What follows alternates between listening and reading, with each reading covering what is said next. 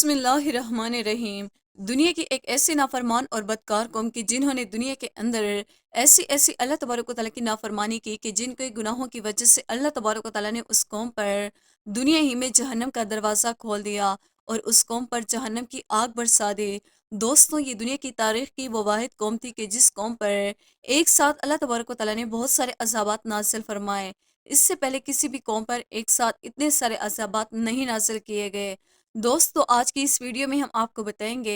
कि ये बदतरीन कौम कौन थी और ये कौम हर 3 माह बाद एक खूबसूरत लड़की को एक दरख्त के लिए क्यों ज़िबा किया करती थी और फिर अल्लाह तबारक व तआला ने उस कौम की नाफरमानियों के सबब किस तरह उस कौम पर अपना दर्दनाक अजाब नाज़िल फरमाया और उस कौम को हलाको बर्बाद कर दिया। दोस्तों, इस ईमान अफरोज़ और इबरतनाक वीडियो को देखने के लिए आपसे हमारी ये गुजारिश है कि हमारी इस वीडियो को एंड तक ज़रूर देखिएगा। दोस्तों, हज़रत इब्राहीम अलैहिस्सलाम की तीसरी बीवी जिनका नाम कंतूरा था, उनमें से एक बेटा पैदा हुआ जिनका नाम मदीन था। इसी तरह मदीन अपने अहलो अयाल के साथ अपने सौतेले भाई हज़रत इस्माइल अलैहिस्सलाम के साथ मदीन के अंदर आबाद हो गए, जहाँ पर मदीन की आल औलाद बहुत ज़्यादा बढ़ी और इसी वजह से मदीन की आल औलाद को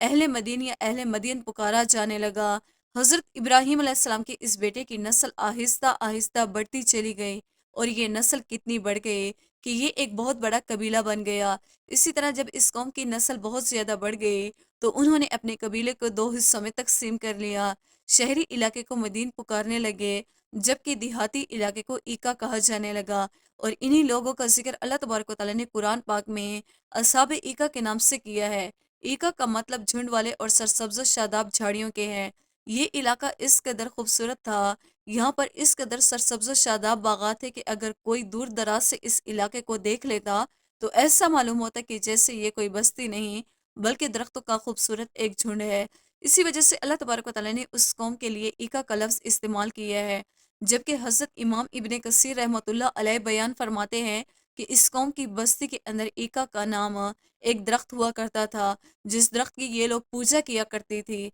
और इसी वजह से इस कौम को असहाब ईका कहा जाता है। ये कौम अरब की एक ऐसी मशहूर शोरा पर आबाद थी कि जिस शोरा का जिक्र अल्लाह तबारक व तआला ने कुरान पाक में भी किया है, उस शोरा को अल्लाह तबारक व तआला ने कुरान पाक में इमाम मुबीन यानी खुली शोहरा कहा है। दोस्तों, अहले मदीन ऐसे खुशहाल और अमीर तरीन कौम थी कि दूर दराज से काफिले उनकी बस्तियों में आते और यहाँ से फल अनाज और सब्जियां वगैरह ले जाते। और अहले मदीन की बस्ती इस कदर खूबसूरत थी कि दूर दराज से लोग उनकी बस्ती को देखने के लिए आया करते।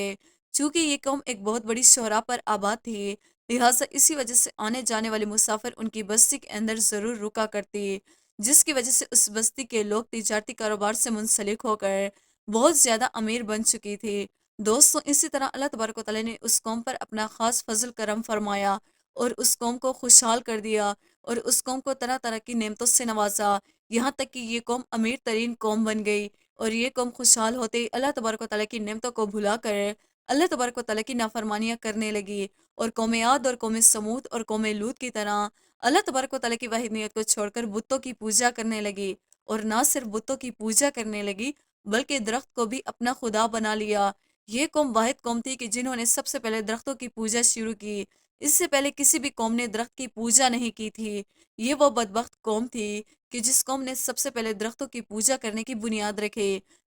ये लोग इस कदर जाहिल थे कि इस दुनिया के अंदर एक नई इबादत किया करती थी और हर 3 माह बाद ईका नामी दरख्त को खुश करने के लिए एक खूबसूरत नौजवान लड़की को ईका नामी दरख्त के लिए ज़िबा किया करती थी और उस खूबसूरत लड़की के सारे जिस्म के अज़ा को अलग अलग काट कर अलग अलग जगह पर दफन किया करती थी। ये जाहिल कौम इस दरख्त को अपना खुदा मानते थे और उनका ये अकीदा था कि अगर कोई ईका नामी दरख्त को दोशीज़ा लड़की की कुर्बानी ना दी गई तो ईका नामी दरख्त हमारे कारोबार को ख़त्म कर देगा और हमारा सब कुछ तबाह बर्बाद हो जाएगा। इसके अलावा ये बदबख्त कौम नाप तोल के अंदर भी कमी किया करती थी, इसीलिए भी इन लोगों के एक खास किस्म का इंतज़ाम किया हुआ था। ये लोग नाप तोल में कमी करने के लिए अपने बहनों और अपनी बीवियों को बरहना लिबास पहनाकर अपने कारोबारी मरकज़ पर बिठाया करते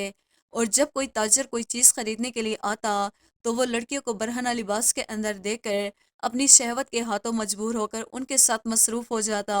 और उधर ये कौम नाप तोल के अंदर कमी किया करते।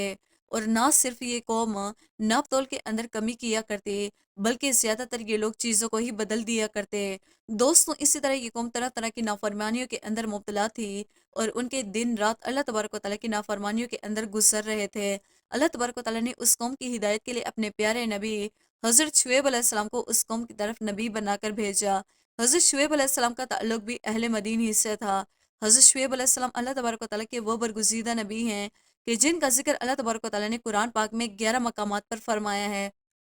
حضرت شعیب علیہ السلام نبوت سے پہلے بھی اپنی قوم کے اندر ایمانداری اور نیک نیتی کے لیے مشہور تھے، اور نبوت ملتے ہی حضرت شعیب علیہ السلام نے اللہ تبارک و تعالیٰ کا پیغام پہنچانا شروع کر دیا اور اپنی قوم کو تبلیغ کرنا شروع کر دیا۔ حضرت شعیب علیہ السلام اللہ تبارک و تعالیٰ کے وہ برگزیدہ نبی ہیں کہ جن کو حضور اکرم صلی اللہ علیہ وآلہ وسلم نے خطیب الانبیاء کا لقب دیا، جس کی وجہ یہ تھی کہ حضرت شعیب علیہ السلام لوگوں کو تبلیغ کرتے تو ایسا معلوم ہوتا کہ جیسے لوگوں پر جادو ہو جاتا، اور لوگ اپنے کام کاج چھوڑ کر حضرت شعیب علیہ السلام کی باتیں سنا کرتے۔ لیکن اس کے باوجود بھی اس بدترین قوم میں سے چند غریب لوگوں کے علاوہ کوئی بھی حضرت شعیب علیہ السلام پر ایمان نہ لا سکا، بلکہ اس قوم کے بدبخت لوگ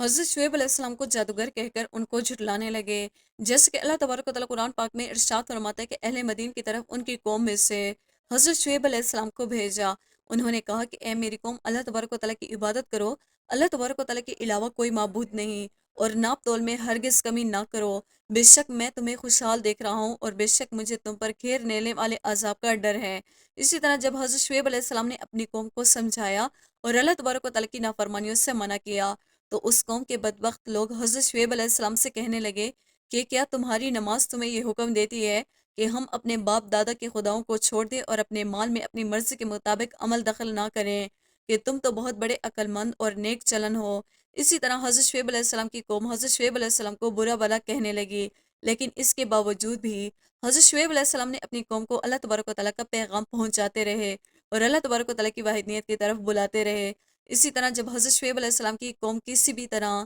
سمجھانے کے باوجود بھی اپنے گناہوں سے باز نہ آئے، تو حضرت شعیب علیہ السلام نے پرانی قوموں پر نازل ہونے والے عذابات کو سنا کر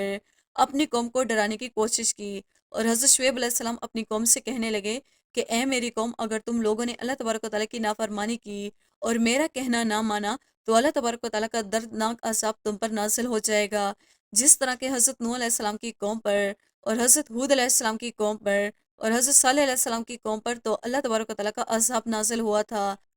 حضرت شعیب علیہ السلام اپنی قوم کو یاد دلاتے ہوئے فرمانے لگے کہ حضرت لوط علیہ السلام کی قوم کو تم سے کوئی دور نہیں۔ اسی طرح حضرت شعیب علیہ السلام کی یہ واضح نصیحت سن کر پوری قوم حضرت شعیب علیہ السلام سے تنگ آ گئی اور حضرت شعیب علیہ السلام کے خلاف ہو گئی، اور حضرت شعیب علیہ السلام کو دھمکیاں دینے لگی کہ یا تو ہمارے دین میں داخل ہو جا اور ہماری طرح بتوں کی پوجا کرو، ورنہ ہماری بستی سے نکل جاؤ۔ اور یہ بدبخت لوگ حضرت شعیب علیہ السلام سے کہنے لگے کہ اگر تیرا قبیلہ اتنا بڑا نہ ہوتا تو ہم تجھ کو دیکھتے کہ تو ہمارے دین سے کیسے ہٹا ہے، اور ہم تجھے سنسار کر دیتے اور تجھے قتل کر دیتے۔ اسی طرح جب حضرت شعیب علیہ السلام نے اپنی قوم کی یہ ہلاکت دیکھی، تو حضرت شعیب علیہ السلام سمجھ گئے کہ اس قوم میں سے ایمان کی کوئی امید نہیں، اور ان میں سے کوئی بھی ایمان نہ لائے گا، اور حضرت شعیب علیہ السلام نے ہر طرح سے اپنی قوم کو سمجھا کر دیکھ لیا۔ بلا آخر حضرت شعیب علیہ السلام نے اپنی قوم کو یہ فیصلہ سنا دیا کہ تم لوگ اپنے طریقے پر عمل کرتے رہو اور میں اپنے طریقے پر عمل کرتا ہوں۔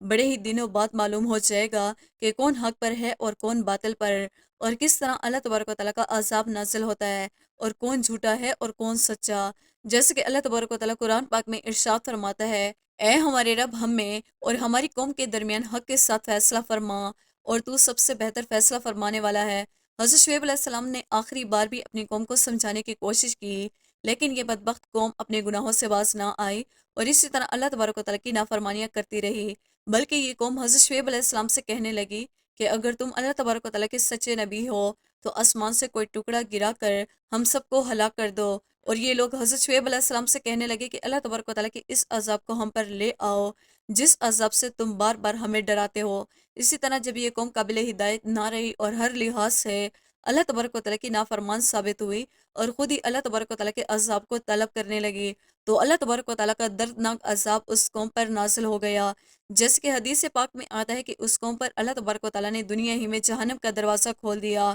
جس کی وجہ سے ان کی آبادی میں شدید گرمی اور گرم لوگوں کی تپش اور حرارت کی وجہ سے بستی والوں کا دم گھٹنے لگا، تو یہ لوگ ادھر ادھر بھاگنے لگے اور اپنے گھروں میں چھپنے لگے اور اپنے سروں پر پانی ڈالنے لگے، مگر پانی اور سائے کی وجہ سے بھی اس قوم کو کوئی چین اور قرار نہ ملتا، یہاں تک کہ اس قوم کے بدبخت لوگوں کے جسم جہنم کی آگ کی گرمی کی وجہ سے سلجھنے لگے اور یہ لوگ جہنم کی آگ میں جلنے لگے۔ اور اتنے میں اللہ تبارک و تعالیٰ نے آسمان سے ایک بادل کا ٹکڑا بھیجا، اس بادل نے بستی کی طرف ایک سایہ کر دیا اور اسی بادل کے سائے کے نیچے ٹھنڈی ہوا چلنے لگی۔ یہ منظر دیکھ کر اس قوم کے تمام تر بدبخت لوگ